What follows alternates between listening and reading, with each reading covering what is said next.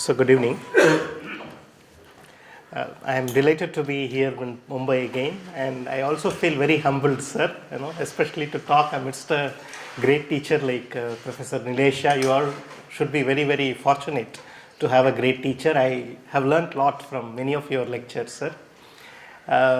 So what I will do today is, especially keeping the postgraduates in mind, to share some of my thoughts and readings related to this concept of cerebral diabetes hypothesis in schizophrenia. Okay. Now, I'll probably talk for about 40-45 minutes, but in between, if you want to have any questions, if I am not clear, you want to clarify anything, you feel free to stop me and ask question. So what I will do in the initial few slides is, like many of you may not have come to NIMHANS, so I will just show the place where I work. This is the National Institute of Mental Health and Neurosciences. What we see here is the picture that was taken in the 1940s, and the building stays, and we work in the department. It's a very nice campus, and I invite all of you to visit whenever you are in Bangalore. And I coordinate a clinical research service for schizophrenia, which we call as INSTAR program, that is Individualized Schizophrenia Treatment and Reintegration. This is very vital. I'll come to the aspect of individualization of treatment in schizophrenia patient in the later part of my presentation. The focus of the program is a personalized approach to treat schizophrenia patients. And we have been running this clinic since 2000, and we also have a sister clinic which we call as metabolic clinic in psychiatry, where we look at the side effects that occur due to antipsychotics, and that is primarily motivated by some of the research related to the insulin interface of schizophrenia, which I'll be sharing. So this is a kind of comprehensive program that we are running. And we also have a component of strong research that complements the clinical services, and there are several studies that involve eye tracking, EEG, ERP, and near-infrared spectroscopy, as well as brain imaging. And also we look at the inflammatory abnormalities in schizophrenia. The reason I am putting all this is to just contextualize how the current topic is placed in the context of the cerebral diabetes hypothesis and the ongoing research that we do in our center. We also run a neuromodulation program that is called as Visor Neuromodulation program, and how is it linked with the insulin is something which I am going to kind of highlight in the presentation. The Visor program is the acronym for Weak Intensity Stimulation for Enhancement and Reintegration, where we use Tdcs and related techniques. Now, before getting into the topic, I just want to outline the kind of pathogenesis model that we are working on. As we know, schizophrenia, like many other psychiatric disorders, is conceptualized to result from gene-environmental interaction. Now, more and more research suggests that there is a significant inflammatory component which is there even before the onset of the illness, and that is where the insulin system and perhaps the diabetes kind of interface becomes important.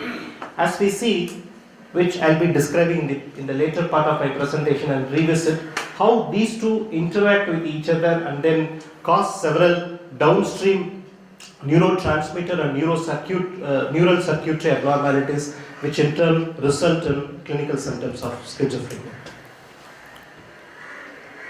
So, revisiting the cerebral diabetes hypothesis of schizophrenia, if you search for this kind of hypothesis, perhaps the first clear mention would have happened about 25 years before. This is a paper by Holden and his colleague in Medical Hypothesis, which conceptualized schizophrenia might be a kind of diabetes of the brain. It's a very provocative title. I found it very, very appealing in my initial part of PG training when I started working in schizophrenia, which made me to work towards the insulin interface, which I'll be discussing, and then highlight how it is relevant in contemporary psychiatry. Now, as we know, schizophrenia is an elusive enigma. Understanding the pathogenesis of this disorder has always been very, very challenging. And if you look at several hypotheses, one can conclude there is no shortage of interesting hypotheses. Because these are desperate times. In the sense, we desperately try to explain schizophrenia, so then we come up with desperately many, many hypotheses. The hypotheses range at one level, schizophrenia being conceptualized as an epigenetic puzzle.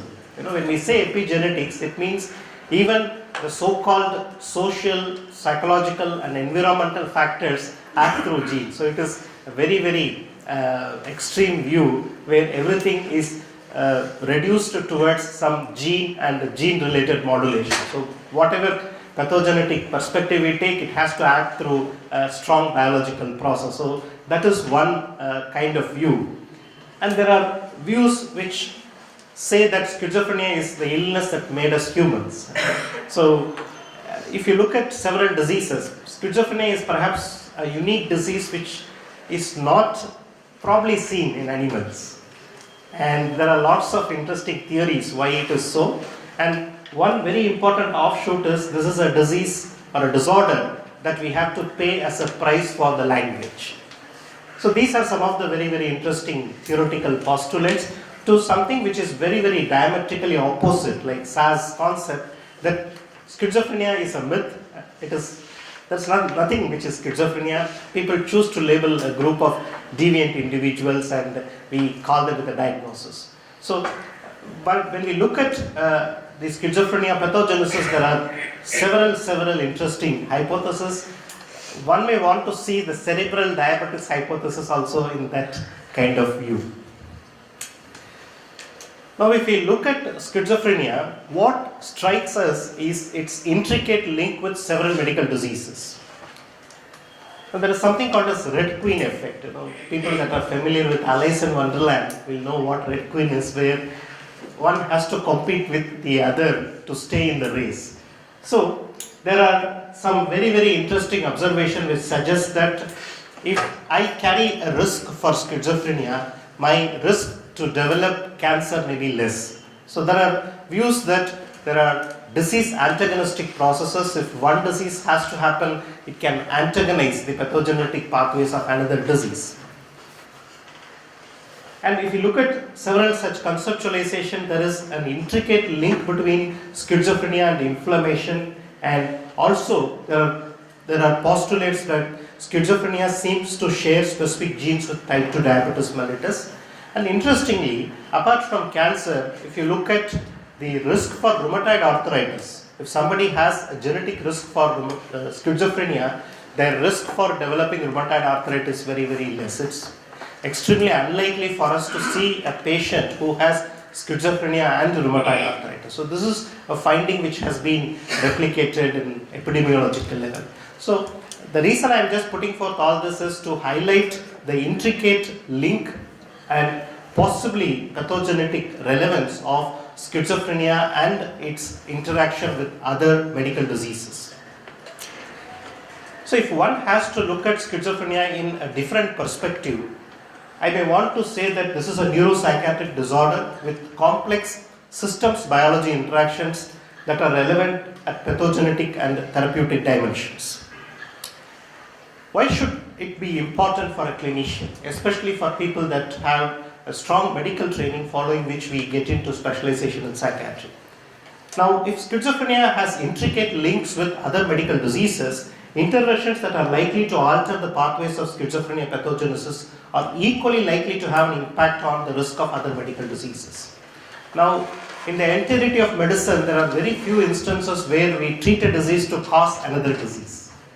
Like many of you would have seen, especially the people that are in the advanced stage of post-graduation, would have seen schizophrenia patients that are on long-term treatment with olanzapine. Right? So you will see them in a very, very different shape when the treatment starts. 1 to 2 years down the lane, they gain a lot of weight, and some of them unfortunately land up with diabetes.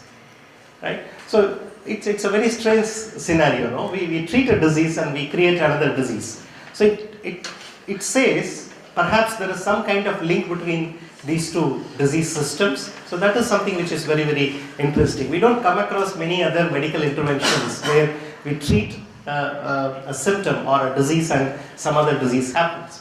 So that is where the link between schizophrenia and diabetes becomes very, very interesting, mainly because it perhaps can help us to understand some relatively less explored dimensions of this disease, which in turn can lead to newer insights and possibly newer treatment options. So that is going to be the focus of my presentation. So if one has to look at schizophrenia from this metabolic perspective, I just couple diabetes with several other metabolic aberration as a metabolic abnormality. So one may want to see whether it is a disease of a mind or a brain, or it is disease of a metabolism, or it is a metabolic brain disorder. We get lots and lots of research studies that have looked at the metabolic brain disorder concept. Perhaps such research attempts were promoted by very influential and profound saying. This is something which was quoted by Maudsley, what we see in this slide. Diabetes is a disease which often shows itself in families in which insanity prevails. This was kind of quoted in 1890s. Right? So, if you look at the kind of observation that Maudsley has made and then stated this kind of impression, it is astounding. This is something which kind of made me interested when I read about it as a PG student. I also started, that was the time where we started getting newer medications like risperidone followed by olanzapine, and we started seeing more diabetes. That also made us to get interested in what is happening in terms of interaction between these two diseases. And if you carefully look at literature, there are studies that show that even before treatment, schizophrenia patients may have insulin-related abnormalities. So this is a paper that was published in Brain in 1919, which basically document that this is pre-neuroleptic era study. The clonpromazine came in 1952. Now, this has been seen in 1990 when people that had dementia precox, that is the then name for schizophrenia, they were shown to have constant hyperglycemia. So this kind of glucose abnormalities were documented many, many decades before. And yes, we are familiar with this insulin coma therapy. In 1950s, it was having a profound effect in terms of a treatment armamentarium for schizophrenia. Later, with the rise of antipsychotics as well as ECT, slowly insulin coma, for various other reasons, in addition to emergence of alternative treatment strategies, it has gone out of practice. But what it indicates is at some point in time, people were vehemently trying to use something like an insulin, which is closely related to diabetes, to treat schizophrenia. And this is the paper that I mentioned, which was published by Holden Mooney in Medical Hypothesis 1994, where they have hypothesized that schizophrenia is a diabetic brain state, and then they go on to say primarily insulin receptor related resistance in this disorder, as Professor Nilesha was mentioning. Now you look at the dimension of diabetes impact, it is moving beyond schizophrenia. It is there in Alzheimer's disease, depression, bipolar disorder, so on and so forth. It essentially emphasizes the centrality of insulin. I'll come back to it later in my presentation, why it is so central. So these are some of the summaries which have emphatically concluded that there is a lot of literature that is available from the pre-neuroleptic era, which says that the interface with diabetes is not just an offshoot of treatment. So it is something which is intrinsic to schizophrenia. Now I just want to spend another 2-3 slides on opposite perspective. Now this is what if somebody wants to see diabetes from a schizophrenia angle. If these are interrelated, the reverse should also be true. In the sense, you probably can see schizophrenia from the diabetes angle. Now, this is a paper which is published in Nature sometime before, which basically emphasizes that till now the diabetes and its understanding and its treatment perspective has primarily focused on pancreas. Now, what the authors coherently argue is that there is a significant brain component, which they say maybe 50% of the diabetes pathogenesis is linked to some kind of brain abnormality. So the reverse is happening. So we are talking about Alzheimer's diseases, type 3 diabetes and type 4, type 5, whereas from endocrinologist perspective, that's how it is postulated. One may want to put it provocatively, diabetes could be seen as, say, type 3 schizophrenia, we have type 4, type 2, then type 3, so it is what I'm trying to emphasize is, people are now trying to look at the link, and so this is the kind of hypothesis that they have mentioned. I won't go into the details of it because it will be too much diverging from the main topic, but the reason I'm putting it across is for all of us to just look at some of the parallel developments that is happening in the contemporary medicine. And one important point I want to emphasize is bromocriptine, which we know is a dopamine agonistic medication, is one of the second or third line indication to treat resistant diabetes as approved by the FDA in the US. So you just search for bromocriptine and diabetes, you will get this very, very interesting link. And we know that if we give bromocriptine to a person who has schizophrenia, the psychosis will worsen because it enhances the dopamine transmission. So it's very, very simplistic correlation. In schizophrenia, the dopamine is high, we have to knock it down, so we use dopamine antagonist, and that causes diabetes. So intuitively, if you want to think, to treat diabetes, you may want to enhance dopamine in some form or other. So there is a very provocative application of bromocriptine as, I think it's a third line, it is not even a second line, it's a third line application. So this is a kind of developments I just want to make the PGs sensitive towards, and it's very, very interesting. So slowly we are moving towards seeing diseases together rather than seeing them in isolation. And interestingly, drugs like amisulfuride, a specific isoform of amisulfuride, has been shown to have anti-diabetic action. So these are interesting research leads that are emerging. So as much we learn about schizophrenia from diabetes, the endocrinologist will also be able to learn more about diabetes from the perspectives of schizophrenia. Now, if we look at schizophrenia and diabetes, at one level we know that antipsychotics increase the risk for diabetes. Number one, it causes obesity. It also increases the sedentary lifestyle, and there are several other lifestyle related factors due to which the person gets into a high risk category for diabetes. But if you want to look at evidence for intrinsic link between schizophrenia and diabetes, there are studies that show that in families of schizophrenia patients, the prevalence of diabetes is high. So there are at least 3 studies that have replicated this finding, which basically says there is some kind of genetic overlap between these 2 diseases, at least in a subset of patients. So if you look at the relationship between schizophrenia and diabetes, it could be the gene and the environment can actually cause both the diseases. This is one kind of hypothesis, so that is the basis for the cerebral diabetes hypothesis. But the other possibilities which may be contributing to the co-occurrence of these 2 diseases, we treat people that have schizophrenia, and it also, schizophrenia independent of antipsychotic, due to several other lifestyle reasons, predispose them to diabetes, and that's why they get diabetes. The third possibility is schizophrenia through antipsychotics cause diabetes. So this is a kind of collateral damage. So perhaps all 3 possibilities operate, and perhaps this may be something which may help us to dissect out the patients and dissect out the pathogenetic pathways. So about a decade before, we wanted to look at the insulin abnormalities in schizophrenia.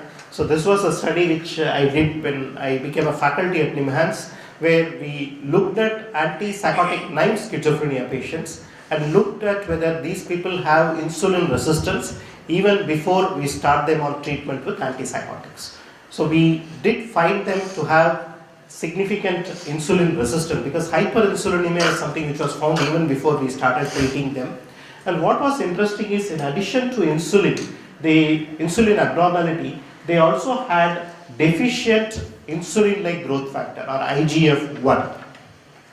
So this is a kind of observation we found: hyperinsulinemia with deficient IGF-1, and people that had deficient IGF-1, as we treated them with antipsychotics over the course of 3 months of treatment, the IGF levels increased. There are cortisol-mediated mechanisms through which this can happen.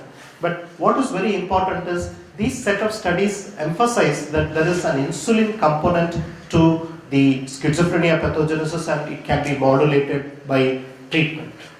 Now, if you look at insulin and insulin-like growth factor, they have receptors which share similar structures and signaling pathways. IGF-1, that is insulin-like growth factor 1, has neuroprotective and anti-apoptic properties, and the theory is, because of the neurodevelopmental abnormalities, low IGF-1 may result in certain brain circuitry dysfunction, which can lead on to schizophrenia. So this is IGF-1 levels in the study had a significant negative correlation with plasma insulin levels. Now, there are other studies that show that when we treat patients with olanzapine, there is a correlation between increase in the insulin level and clinical improvement. So the more the insulin increase, more better the patient became. So in some form it reminds us of insulin coma therapy era. Maybe here the insulin increase is quite in the micro level, but it is a very, very provocative analogy. I want you people to read further. So what is very interesting is, if you look at the downstream signaling, that is insulin and insulin-like growth factor, there are two important signaling mechanisms, that the AKT and GSK3 signaling pathways, which are important. And now there are several studies that show that many antipsychotics might be acting through these signaling pathways, resulting in symptom improvement. And what is very interesting is, when people were treated with clozapine, when schizophrenia patients were treated with clozapine, the resultant elevation in insulin level secondary to clozapine was conceptualized and proposed as the real cause for the drug effects on these signaling pathways. And these signaling pathways are the ones which have to be modulated for symptom improvement. So it is very, very interesting to see that such a close connection exists between these two biological systems. And this is a very interesting review I would urge the postgraduates to read. It is an open source article that was published, though it was published a decade before, it is still a good source in Molecular Psychiatry. If you put Girgis and Molecular Psychiatry 2008, side effects and effects and schizophrenia, you will get this review article. So what they nicely show in this review article is, if a drug is causing more metabolic side effect, it is likely to be more effective. In the sense, here if you see the degree of effectiveness, clozapine, olanzapine and risperidone, if you look at the recent literature that is emerging in terms of the rank of antipsychotic efficacy, it will follow something similar. Lloyd's, all those meta-analysis. What is very interesting is, the effectiveness has a parallel relationship if you look at the drug's degree to cause metabolic side effects. Clozapine and olanzapine being the worst offender for metabolic side effect, yet at the same time they are the most efficacious agents. And so this is something interesting, and this article nicely illustrates how the insulin signaling is very vital in causing the clinical improvement. And there are several magnetic resonance spectroscopy studies that we have done in schizophrenia patients which showed significant metabolic abnormalities in terms of the high energy phosphate disturbances which happen further downstream. Now, till now I just wanted to emphasize two important points.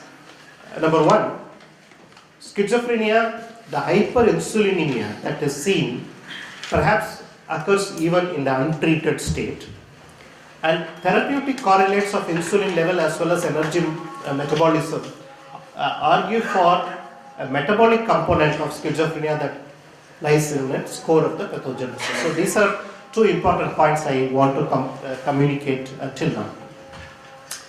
Now that kind of makes us to look at schizophrenia. Is it a metabolic disorder versus brain-mind disorder? The natural question that will come, especially in the context of schizophrenia and diabetes, is we know that insulin is central to diabetes and dopamine is central to schizophrenia. Are there any relationship between these two? Is there a link between insulin and dopamine? Now, this is a very interesting study that was published in Biological Psychiatry, where they showed a specific gene polymorphism that involves TCF7L2. This is a gene polymorphism which profoundly increases the risk for diabetes. In this particular report, they have shown that to be associated with schizophrenia. So there is a gene that is associated with diabetes, which is also associated profoundly with the schizophrenia. And if you look at insulin signaling pathway, as I mentioned earlier, several antipsychotics, whether it is clozapine, olanzapine, risperidone, even the others that actually act in the downstream, there are two components. If you look at the dopamine signaling pathway, that will also come further to these kinds of intracellular messenger system, whereas the insulin signaling pathway will also exactly involve the same in one of its mechanistic components. And this AKT1 deficiency is proposed to be central to the plasticity abnormalities in this disorder, that is schizophrenia. And if you look at, this is a review that was published in Neuropharmacology in 2018, it says that insulin-mediated synaptic plasticity is pervasive in central nervous system. So perhaps insulin is one final common molecule which is important for synaptic plasticity, and perhaps that is the reason we get to see insulin interface not only in schizophrenia but also in, say, Alzheimer's disease and several other psychiatric disorders. So insulin's role in brain plasticity is becoming more and more visible. And that makes us to get into this concept of neuroplasticity. As we know, neuroplasticity is the neurophysiological processes through which the brain adapts to changing environment by altering its molecular and structural features. And we are all familiar with the famous statement by Donald Hebb that cells that fire together wire together. And neuroplasticity has actually changed the view that brain is a hardwired black box. It's actually an organ which is constructed to change. And there are several parallel studies that we have done at NIMHANS, which has emphasized the neuroplasticity abnormalities in schizophrenia, in addition to insulin-like growth factor, which is one of the neuroplasticity factor. We also found brain-derived neurotrophic factor to be impaired in this population. And so what is coming up is, if you look at the insulin-dopamine link, as I showed in that receptor signaling pathway, the dopamine signaling has one cyclic AMP independent pathway which acts through the AKT-GSK3 signaling. And this is precisely the pathway through which insulin also works. So that is the link between insulin and dopamine. And very importantly, both the signaling pathways, whether we call as dopamine signaling pathway or the insulin signaling pathway, they are critically linked with neuroplasticity. And neuroplasticity is central to several psychiatric disorders, including schizophrenia. So this is the concept I was trying to communicate. Insulin and dopamine are linked, mainly because there is a cyclic AMP independent mechanism which is shared by both the pathways, and both these signaling pathways are also critically important in neuroplasticity. Before we go into the next section, I just want to summarize how different neurotransmitters that are implicated in schizophrenia pathogenesis, because I have been talking primarily about dopamine. And we know that dopamine is not the only neurotransmitter that is implicated in schizophrenia. There are several other neurotransmitters. Key molecules that are implicated other than dopamine include glutamate and GABA. Now this is a summary slide which will explain how these three neurotransmitter systems are interrelated. So now if you look at the link between dopamine, GABA and glutamate, the hypothesis is if you look at different levels of neuronal organization in the brain, there are cortical glutamatergic neuron, first order glutamatergic neuron and second order glutamatergic neuron. There are also cortical GABA neuron and subcortical GABA neuron, the one which are in the grey color. Now, postmortem studies have shown that the cortical GABA neurons are defective in schizophrenia. Now, GABA, as we know, it is an inhibitory neurotransmitter system. Now, if this GABA inhibition goes away, what will happen? There is an uninhibited hyperstimulatory drive which is promoted by the cortical glutamatergic neuron. From the first order, it passes through the second order and comes down. So there is a hyper-functioning glutamatergic system which is associated with hypoactivity in the cortical GABA. So this is the first level of interaction. Now, because of the deficient GABA, the second order glutamate neurons fire excessively, and if we go down, what happens here is the second order neurons go and stimulate and interact with the dopaminergic neuron.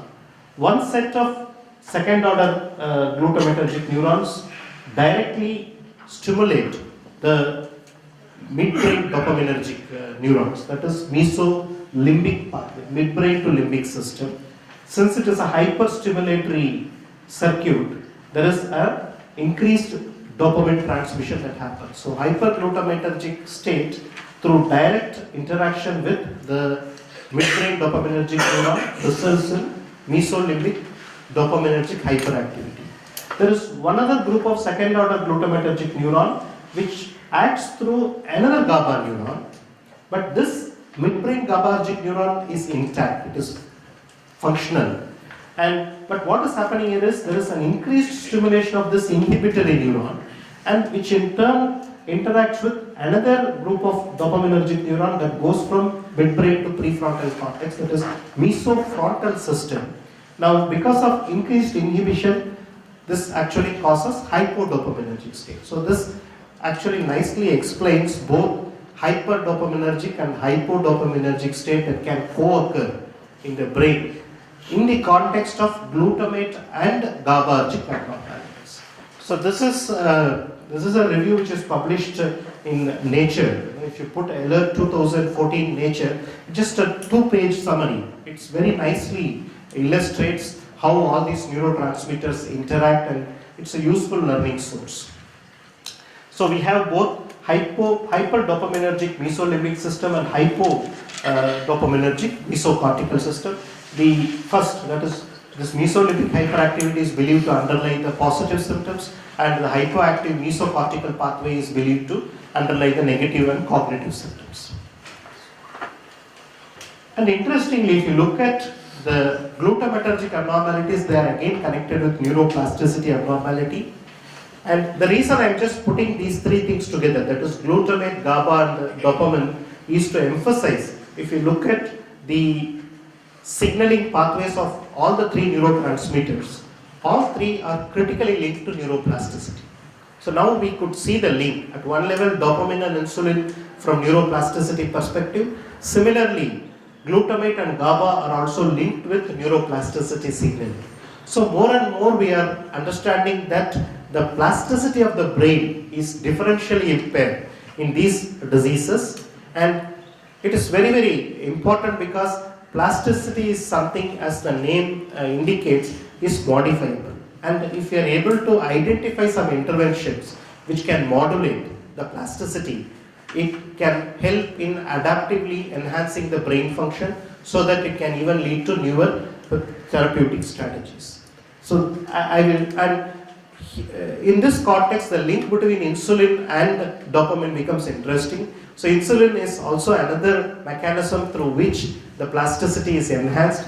Possibly the insulin coma therapy did something like that, and possibly the insulin that is elevated by several of the antipsychotics is also doing that. But I am not telling that that is the only way through which all these medicines and therapeutics act. That is one important way through which all this may be happening. If you look at literature, even ECT can actually enhance the insulin sensitivity. And even several therapies that have been practiced over the many decades, if you look at carefully the literature, it increases the insulin sensitivity.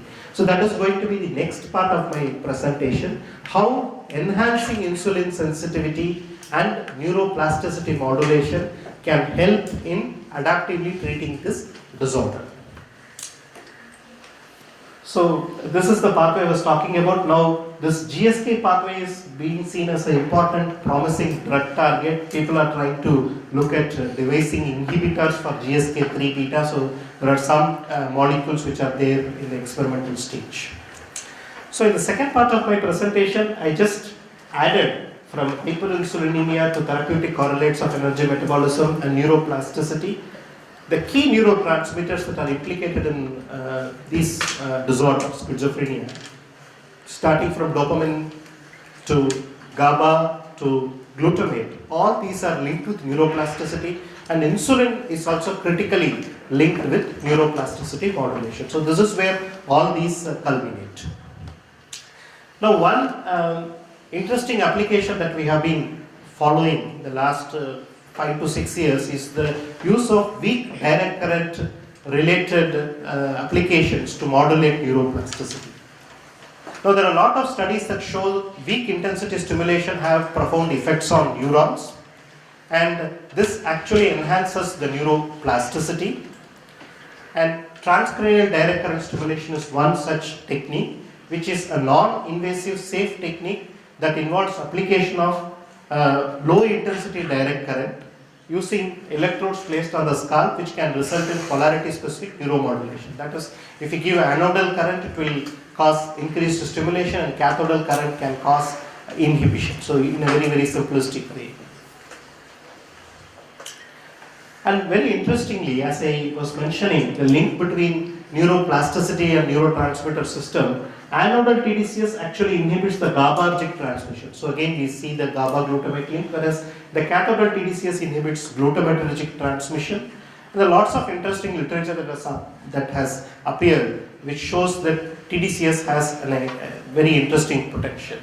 This was a seminal study that was published by colleagues in France that showed in treatment-resistant schizophrenia patient, frontotemporal TDCS resulted in significant amelioration of auditory verbal hallucination as an add-on treatment, and the beneficial effects of TDCS lasted as much as up to 3 months.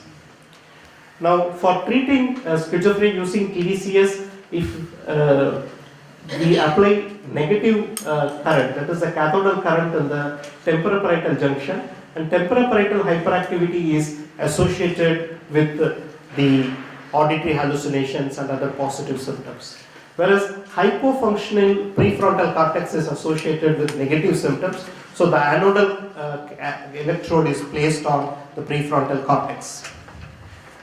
So this is a schematic representation of the treatment protocol, and we give 20-minute twice daily session using a current of 2 milliampere. The cathode is placed on the left temporoparietal junction, anode is placed on the prefrontal cortex, and the treatment is for about 10 days spread over 5 days, 10 sessions spread over 5 days. So these are some initial open label observations where we found insight to become better with add-on TDCS, and recently we reported an RCT evidence replicating the French report that add-on TDCS improves auditory verbal hallucination severity in treatment-resistant patients. And very interestingly, we also have reported neuroplastic gene correlates of TDCS effects. Now, if we look at one level, molecules like insulin, which is linked with diabetes to cause neuroplasticity related changes, and we find medications like antipsychotics act through shared mechanistic pathways and signaling pathways, and we also came across a literature which I summarized. These are linked to neuroplasticity, and we have another intervention like Tdcs which enhances neuroplasticity. A logical question that may come is, what will happen to insulin system if we give Tdcs? I know it's a topic by itself, but I want to summarize that people have now started using Tdcs to increase insulin sensitivity. They have started using Tdcs to treat obesity, and there are very initial magnetic resonance spectroscopy studies. That is, people have used MRS, magnetic resonance spectroscopy. When we give Tdcs, it has shown the insulin related metabolite changes in the brain. So we find very interesting correlates. Now there are emerging literature that shows that we can perhaps use such neuromodulatory techniques as an experimental approach to look at treating other medical diseases like diabetes. So that is where it is going. Already there are studies that are published on the efficacy of Tdcs in appetite regulation and obesity. And we know that these are quite closely related to insulin sensitivity. Now, what it says is, even if we look at other neuromodulatory techniques like ECT and TMS, ECT, there is evidence that it again alters insulin sensitivity, it enhances the insulin sensitivity.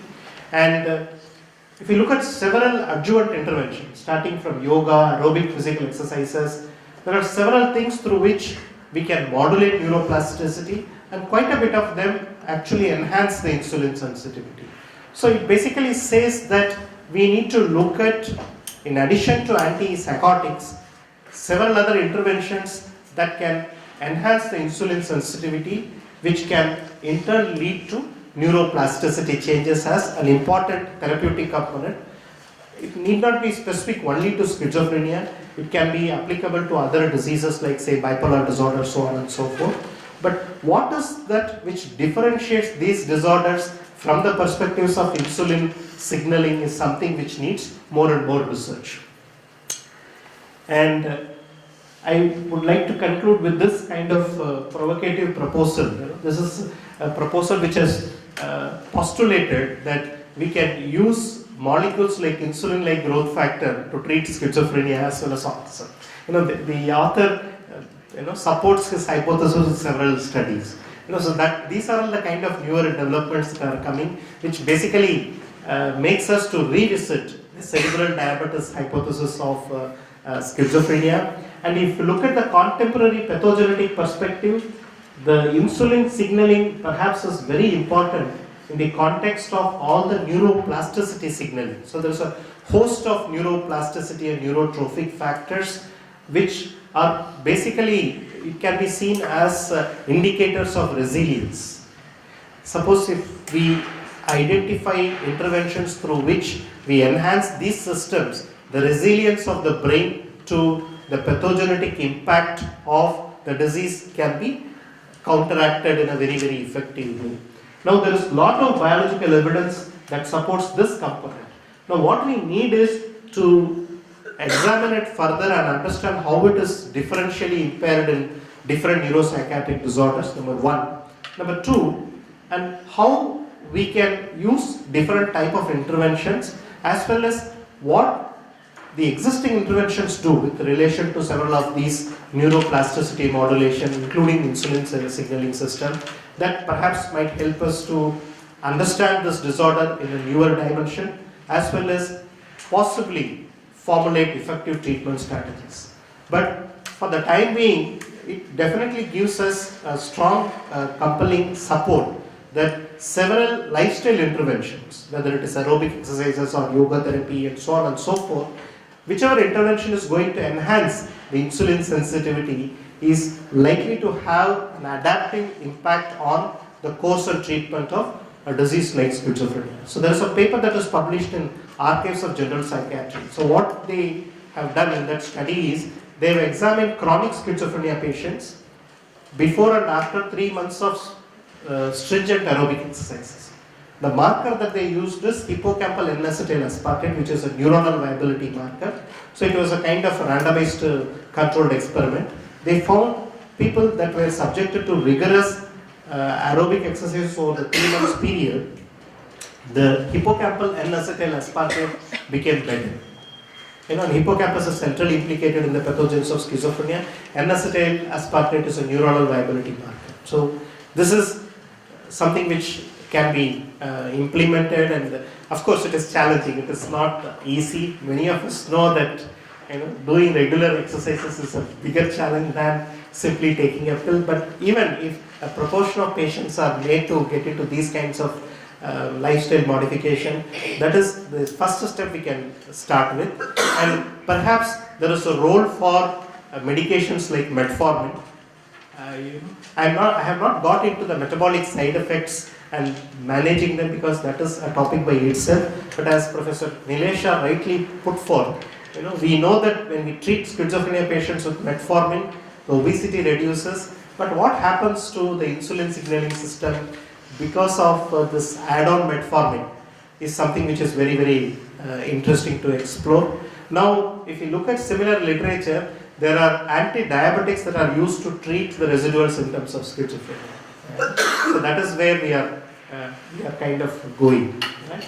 So with this this slide, I will conclude. Some of the important points I try to discuss and make all of us think through is that schizophrenia, especially the hyperinsulinemia in the schizophrenia, perhaps exists even in untreated state.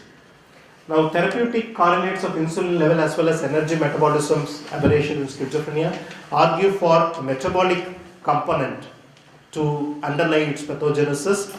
And these signaling pathways, that the schizophrenia neurotransmitter signaling pathway, like the dopamine signaling pathway and insulin signaling pathway, they are critically linked with neuroplasticity. And once we have this kind of link, it has profound implications on treatment, starting from psychopharmacology, neuromodulation, and several other complementary alternative techniques, starting from yoga therapy as well as lifestyle modification like exercises. So this is the translational potential I wanted to emphasize. And with this, I would like to stop and place on records my sincere acknowledgement to my teacher, Professor Gangadhar, and several of my colleagues and collaborators that helped us to perform this research. And most importantly, there's a group of very young and dynamic researchers who come from several backgrounds. Some of them are psychiatrists, many of them are from biotech background, some of them are engineers, you have people that come from psychology and social work background. Actually, they are the people who do all the hard work of this research, and I do the easy part, come and talk about it. And I want to place my sincere thanks to several of my students from whom I have learned a lot. And I thank you all again, and I thank Professor Nilesha for this opportunity. Thank you.